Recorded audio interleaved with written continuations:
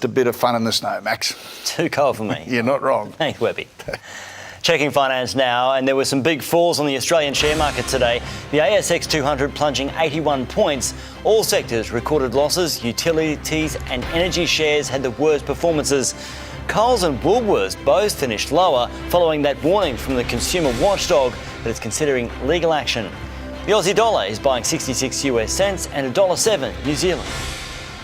There's new evidence tonight of the dangers of children guzzling energy drinks. The most detailed study of its kind has linked consumption to severe mental health issues. Experts want to stop them being sold to kids for good. It's not hard to see why some energy drinks are so appealing to children.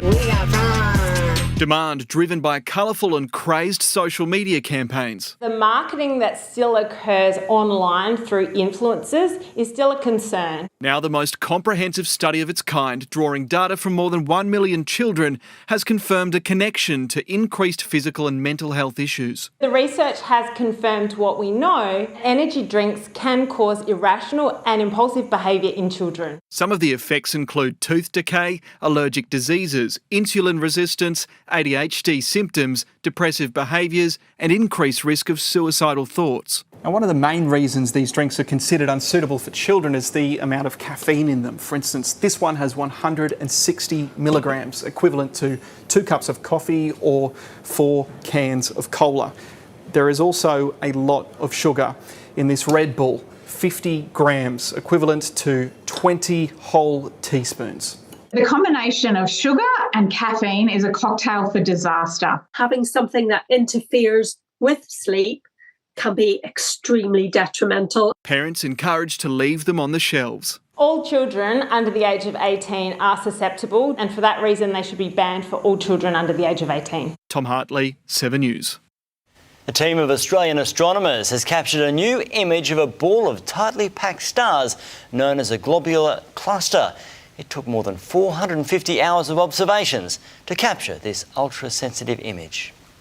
Now let's take a look at what's on Sunrise tomorrow.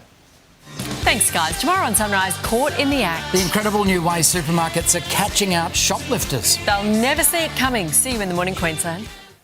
From tools to air skis and household appliances, the new way to rent just about anything and earn extra cash. And more storms in the southeast later this week, plus a high chance of a cyclone offshore. I'll have all the details coming up next.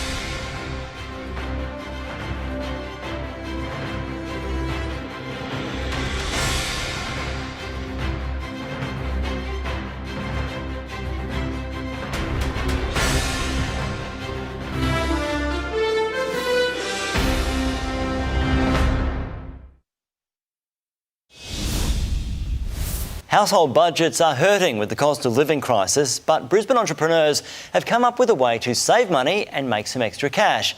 They've developed an app for renting out just about anything lying around the house.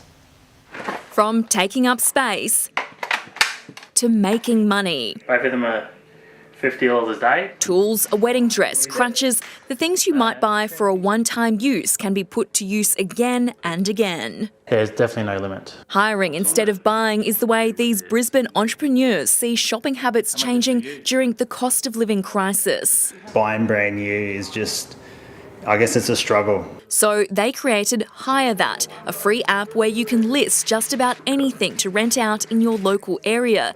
The idea was born when costs added up to put on a birthday party. I thought, oh, how good would it be just to source out locally some items that we could use just for the day or the night. So far, the most popular products are eskies. What we've done is bring everyone into the market, your neighbour, the guy down the road. To reduce spending and waste, Australia produces 75 million tonnes a year.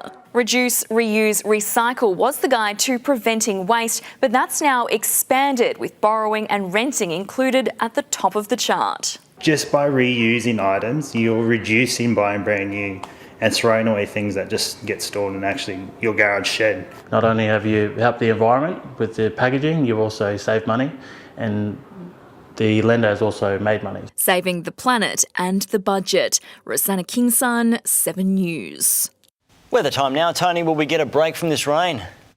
Well, Max, showers should ease back tomorrow, but bigger storms are set to return again on Thursday. Now, it was a gloomy old day in the southeast. The Brisbane skyscrapers living up to their name here as a thick bank of cloud loomed overhead. Heavy falls on the Gold Coast overnight, then it all spread inland again through the course of the morning.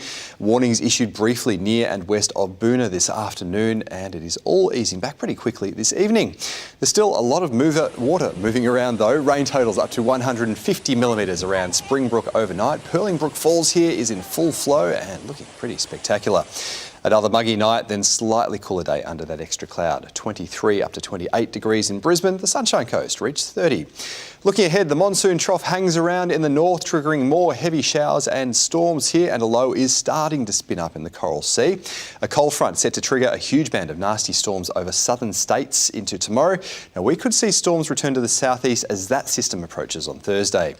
Now, the low now has a high chance of becoming a tropical cyclone out in the Coral Sea by Sunday. Forecast models are very much divided on the movement, but it is possible that it could have some impact on the coast mid to late next week. A long way out. Now, we'll keep you updated in coming days. For the capitals tomorrow, thunderstorms on the cards for Hobart, Melbourne, Canberra and Sydney. Back to northern Queensland, a flood watch remains for Cape York Peninsula, but not on the east coast. Having said that, storms still in the cards for Cairns. Over southern districts, less vigorous showers for the coast and ranges tomorrow, with bigger storms maintaining over the Maranoa and Warrego. Across the southeast, more showers on the forecast, but they should also be a little bit weaker than today and offer up a few more dry breaks in between, especially later in the day.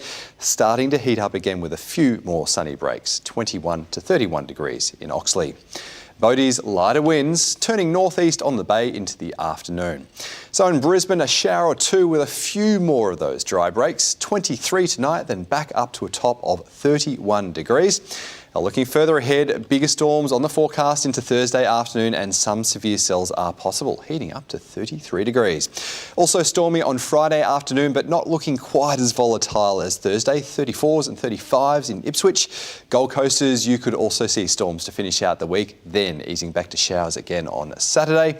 And on the Sunshine Coast, showers easing back again into Sunday and Monday as a few more sunny breaks start to return.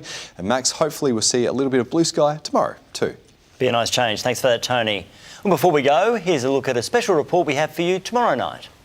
In 7 News, Australia's first smart ear, changing lives. An amazingly advanced in-ear technology. How artificial intelligence is reinventing the hearing aid, promising to improve hearing, brain function, and even send medical alerts. 7 News at 6. And that's all from us this Tuesday. Thanks for your company. We'll have updates throughout the evening, but for now, from all the team, have a good night.